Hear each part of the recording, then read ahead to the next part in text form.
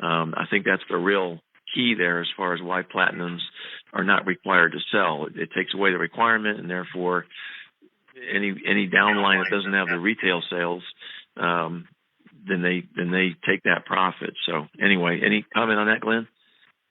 Yeah, I love the way MLMs try and say, well, normal companies are bad too because the CEO earns more than the average employee. But the point is, every single person that works for a normal company gets paid. You can argue that maybe the CEO should be paid, it shouldn't be, the CEO shouldn't be getting paid 500 or 1,000 times more than the average employee. That's another issue. But every single person that works at that company is getting paid. Whereas with the IBOs, 99% of them aren't getting paid. So yeah, you're right. Right the down company, to the janitor. Right down to the janitor. I don't mean to pick on janitors, but the lowest paid employee at least gets paid something.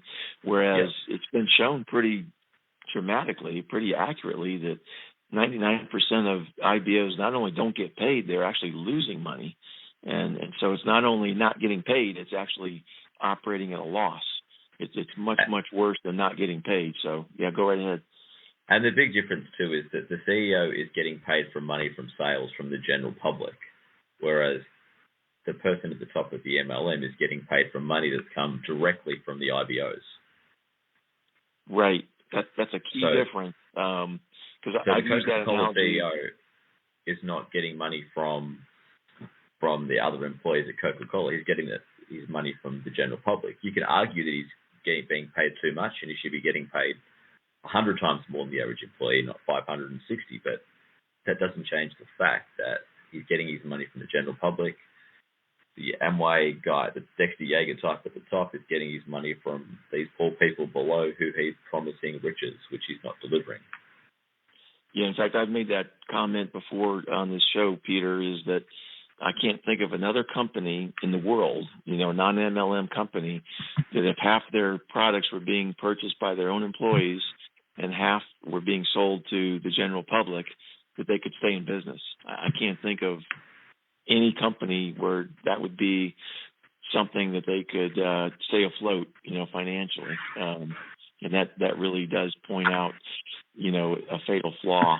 And unfortunately, other countries don't recognize that issue. And that's something that, I wish other countries would pay more attention to, but they don't, at least to my knowledge, except the United States, like I mentioned earlier. So, yep. And one more thing about the CEO is, too, if you're an employee for Coca-Cola, you're a chance of becoming the CEO. If you're an IBO for Amway, you're never going to become the CEO because the CEO position is an inherited position. It's going to go to the boss or Van Andels, their kids or their grandkids, which is exactly what's happened.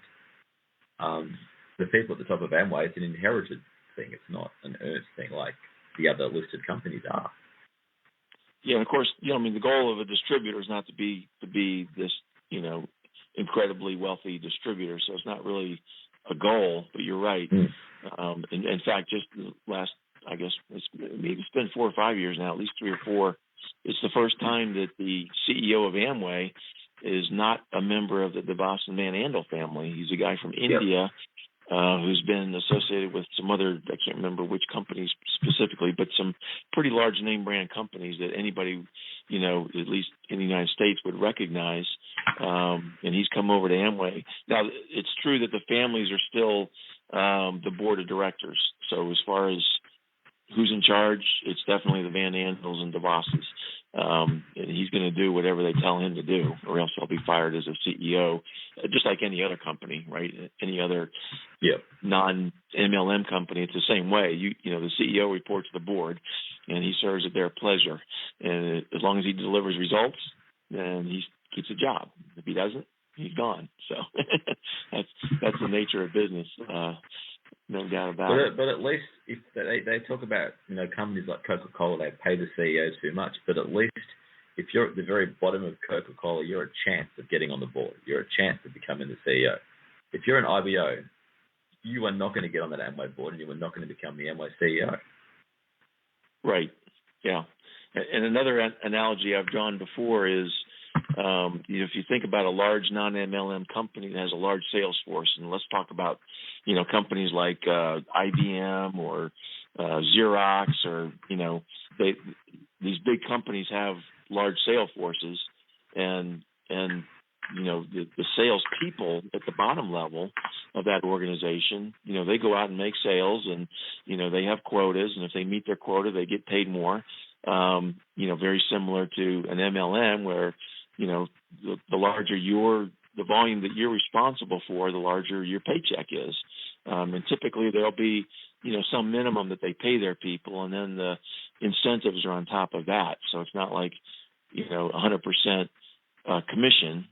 But the better you do in hitting your quotas or exceeding your quotas, the more money you can make, way above and beyond, a salary of a normal employee or an hourly type worker.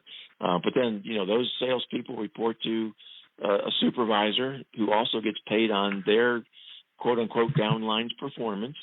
And then they report to a manager, maybe an area manager, a regional manager. It goes all the way up to national or maybe even international sales managers, vice presidents, and all that stuff. And all of them get paid on the people that are working for them, multiple levels down, and how they're delivering results.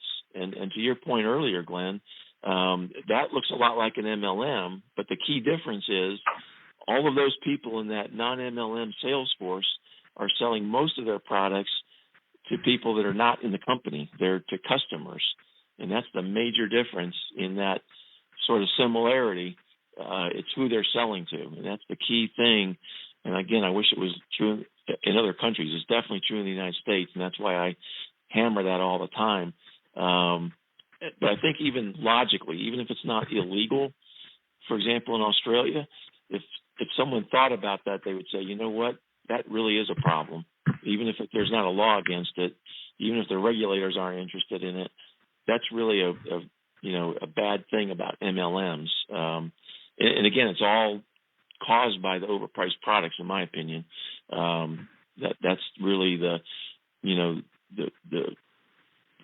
root cause of this problem, as well as I think we talked about last time, the fact that the upper level distributors get paid so much on tools that it doesn't make any sense for their downline to be spending their limited time on trying to get customers, which might make them pennies if they can go out there and get them new distributors, which when they buy the tools make them dollars. It's a no-brainer when you look at it from a purely financial perspective. But when you start looking at legalities and morals and ethics, then it becomes a big mess. So anyway.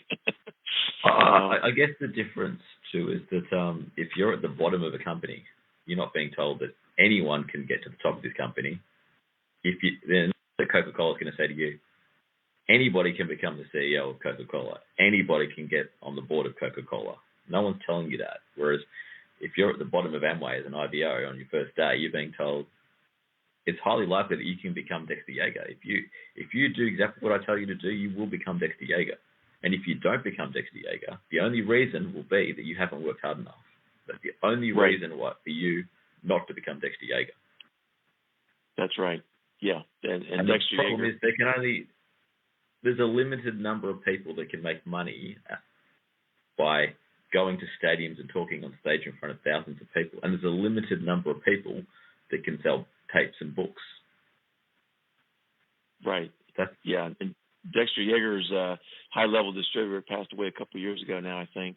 But there's several of those really high-level people that you mentioned him, but there's a handful of others that were kind of at his general level in the distributor organizations that are just cleaning up on both Amway money, but particularly tool scam money. It's a very small number compared to the number of people involved. Yeah. What Amway is very good at is pointing out all the flaws and all the faults with other companies. But just because Apple Computer and Coca-Cola and Hewlett-Packard have got problems with how they treat their workers, that doesn't mean that Amway is any better or any worse. Then they're not going to point out their own flaws. I mean, most companies don't point out their own flaws. They just either are quiet or they criticize their competitors. And so, it's up to people like me and you